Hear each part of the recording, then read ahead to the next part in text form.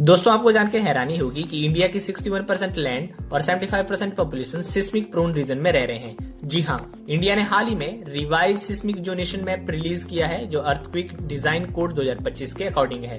इसमें क्या चेंजेस हुए हैं आइए जान लेते हैं। इंडिया को इससे पहले 4 अर्थक्वेक जोन्स में बांटा जाता था जिसमें अर्थक्वेक जोन 2, 3, 4 और 5 थे, लेकिन अब इंडिया को टोटल 5 अर्थक्वेक जोन्स में बांटा जाएगा जिसमें न्यू हाईएस्ट रिस्क जोन 6 को ऐड किया गया है और इस तरह से अब टोटल जोन 2, 3, 4, 5 और 6 हमारे पास हो चुके हैं।